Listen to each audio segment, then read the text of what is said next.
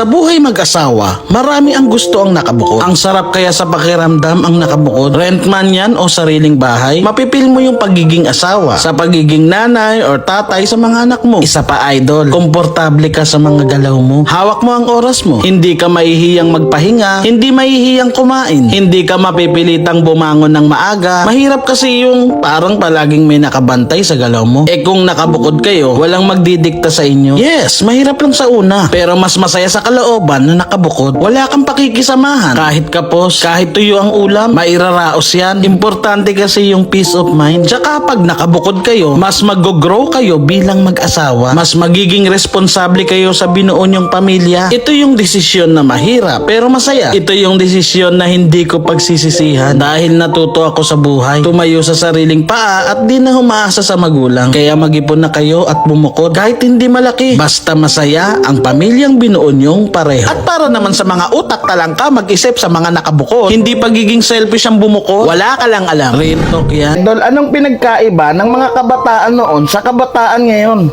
Kabataan noon, kumakaway ka kapag may dumara ang eroplano. Inaantay maubos ang tubig sa tabo sa ulo. Ginagawang swimming pool ang planggana ni nanay. Ginagawang braces ang foil ng choknat. Naliligo ka sa alulod ng bubong kapag umuulan. At kapag gabi naman, akala mo sinusundan ka ng buwan. Nagko-concert sa harap ng electric fan. Kabataan ngayon, ang problema ay pera at cellphone. Ang problema lang namin noon kung paano makatakas sa bahay para di matulog ng tanghali. Lumaki man kami sa palo, aminin natin mas maraming nire-respeto na magulang sa panahon noon kaysa ngayon. Mga kabataan ngayon, isang chat lang may jowa na. Eh kami noon sa claims lang umaasa. Broken hearted pa pag friends ang resulta.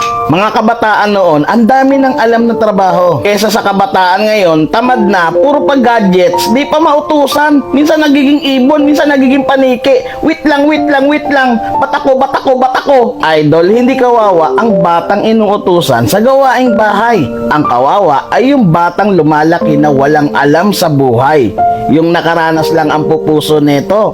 Real talk yan. Ako nga po pala si Deng Vlog. Shing! Idol, kapag may mga nagpo-post na mga achievements nila, mga happy pictures na kumakain sa sikat na restaurant, mga out-of-town gala at adventures, or even selfie while drinking their favorite milk tea or coffee. Hindi agad yun pagyayabang. It's just simply enjoying what they have right now. Yung iba doon pinag-ipunan nila at pinagtrabahuhan ng sobra so that they can treat themselves. Hindi porket di mo nagagawa ay nagyayabang na sila. Inggit ka lang. Ang mundo ay puno ng problema. Alisin ang inggit sa puso at hayaan ng iba na mag-enjoy at mabuhay ng masaya. Real talk yan. Ops, di pa ako tapos. Patama sa inggitero at inggitera, patama sa insecure, patama sa matatamaan. Idol, anumang klaseng trabaho mayroon ka, hindi mo dapat ikatakot at ikahiya hanggat wala kang ginagawang masama, ipagmalaki mo pa. Kahit barya lang sa iba ang iyong kinikita, ang mahalaga sa sarili mong pawis ito nagmula. Real talk yan. Idol, ang sarap sa pakiramdam na kasundo mo, mga kapitbahay mo at kamag-anak din. Morning pep talk, nagbibigayan ng ulam, nagtutulungan sa oras ng kagipitan, full support sa pagunlad mo at higit sa lahat, kakampi mo kapag may umagrabyado sa iyo o napaaway ka. Kaya maswerte kayo kung may ganito kayong kamag-anak o kapitbahay. Dahil ilan na lamang sa panahon ngayon ang may ganyang klaseng pakikipagkapwa-tao na totoo ang trato sa'yo. Real talk yan. Idol, kapag may problema ka, wala sila sa tabi mo para damayan ka. Pero nung may pera ka at nakakaluwag-luwag, maya-maya silang nandyan at madalas magyaya. Heto, tandaan mo idol, karamihan sa tao, pakikisamahan ka lang dahil may nakukuhang pakinabang sa'yo. Hindi dahil mahalaga ka sa kanila at itinuturing na totoong kaibigan. Iwasan mo yan. Real talk yan. Shing! Idol, kay sarap mabuhay dito sa mundo na malaya. Wala kang pake ano man ang sabihin o opinyon nila laban sa'yo. Nagagawa mo lahat ng mga naisin mong gawin na makapagpapasaya at makapagbubuo sa pagkatao mo. Focus ka lang sa sarili mong mga pangarap o hangarin sa buhay. At higit sa lahat, wala kang nasasaktan na kahit sino dahil marunong kang makiramdam at alam mo kung ano ang tama o mali. Real talk yan. Shing! Minsan, nakakatakot ng replyan yung kumusta nila sa'yo. Kung di ka aalukin, uutang naman sa'yo. Okay sana kung nakakaluwag, kaso pag di napagbigyan, ang ending, ikaw pa ang masama at sasabihang maramot at mayabang na. Hindi ko nilalahat pero real talk na real talk yarn. Shing! Idol, hindi lahat ay biniyayaan ng kumpleto at masayang pamilya. May iba, kumpleto nga pero hindi naman masaya. Hindi nagkakaintindihan, konting bagay lang, pinagmumula na ng away.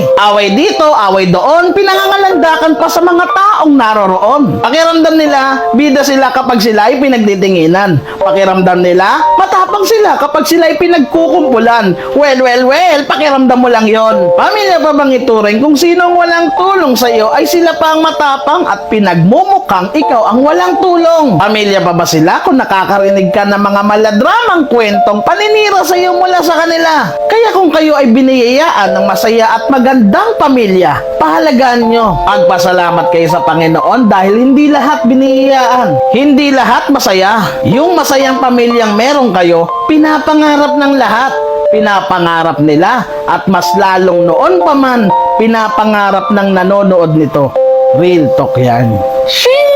Idol, meron bang obligasyon ang mga anak sa magulang? Sa pagsuporta sa magulang, hindi naman dahil sa obligasyon, kundi sa talagang kailangan nila ang tulong mo. Eh kung mayroon ka naman, bakit mo titiisin? Samantalang nung ikaw ay under custody pa nila, ni minsan di ka pinabayaan. Unless nagpabaya sila ay talagang mapapaisip ka. Syempre di mo matitiis na maging kawawa, lalo na nakikita ng mga tao na magaan naman ang buhay mo. Kaya para sa akin, dapat bigyan ng suporta ang mga magulang.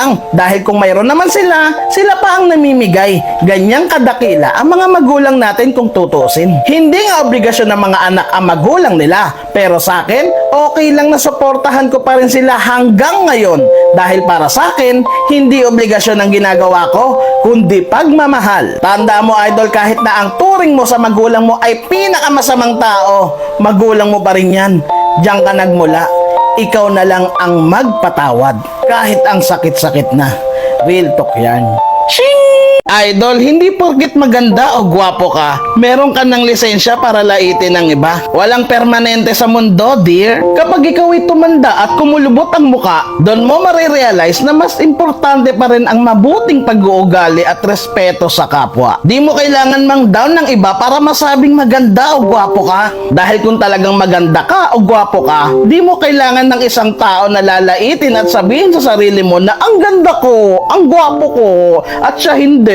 Besh, maganda ka man o pangit, lahat tayo walang karapatang manlait. Kasi kapag nanlait ka ng ibang tao, para mo na rin nilait ang Diyos. Bakit? Sino bang gumawa sa atin? Di ba ang Diyos? Walang pangit na ginawa ang Diyos. Kasi kahit di man pinagpala sa mukha, at least mabuti ang pag-uugali at marunong rumespeto. Daig pa ang maganda at may pinag-aralan.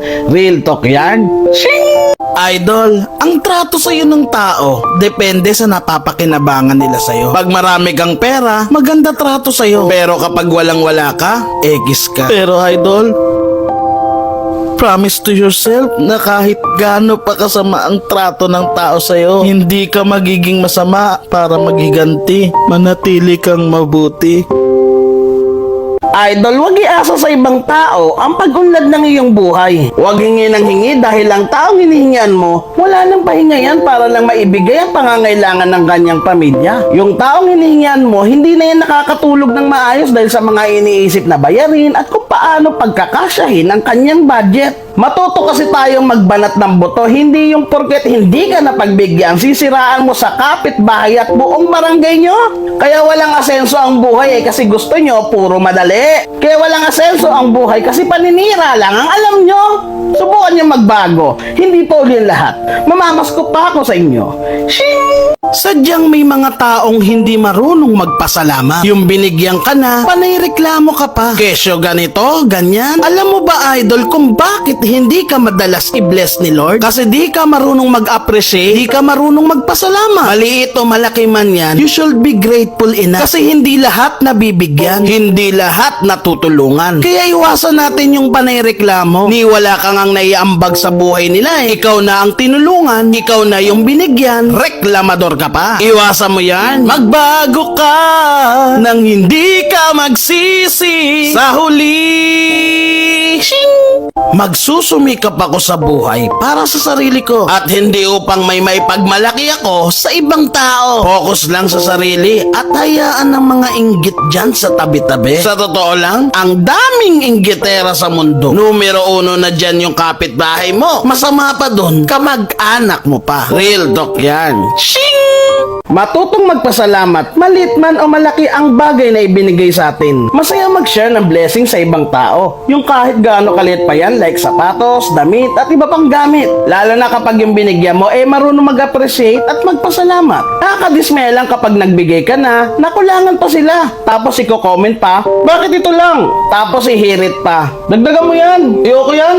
Palitan mo yan. Bakit ganon? Yung hindi mo naman obligasyon, sana nabigyan sila. Pero dahil gusto mo rin na magkaroon sila ng ganon, nagbigay ka. Tapos may maririnig ka pang komento na ganon. May iba nagsasabi, pinera mo na lang sana. Hello, yung nagbigay ka na, reklamador pa sila. Nakakapangit i-entertain yung mga feeling blessed na mga tao. Yung hindi naman sila tumulong sa'yo, pero may gana pang magreklamo. Tapos kapag hindi mo pinagbigyan hiling nila, ikaw pa i-chismis na masama. Keso ikaw madamot, ikaw di marunong tumulong, aba-aba, mali na yata. Kaya hindi kayo binibless ni Lord. Imbis na tulungan nyo ang sarili nyo kung paano umunlad, nagagawa nyo pang manira ng kapwa na hindi nyo nakikita napapakinabangan nyo pa sa kasalukuyan. Be kind, be respectful, be gentle. Tulungan nyo sarili nyo at hindi lang puro asa sa ibang tao. May kanya-kanya tayong responsibilidad sa buhay. Matuto tayong magpasalamat gaano mang kalaki o kaliit ang ibinibigay na tulong para sa atin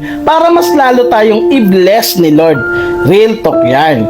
Shing! Idol, huwag padadala sa kunwaring malaanghel na pakiusap kapag nanghihiram ng pera. Yung pang Best Actress Award, nasa kanila na. Kasi yung araw na sasabihing ibabalik, hindi naman natutupad. Yung after 3 days na pinangako, ayon, nag-celebrate na ng mansari. Wala pa din. Kahit gaano kakabait, kung may mga abusadong tao, matututo ka rin maging maldita. Lalo na kung hindi naman nila deserve ang kabaitan mo. Real talk yan. Shing!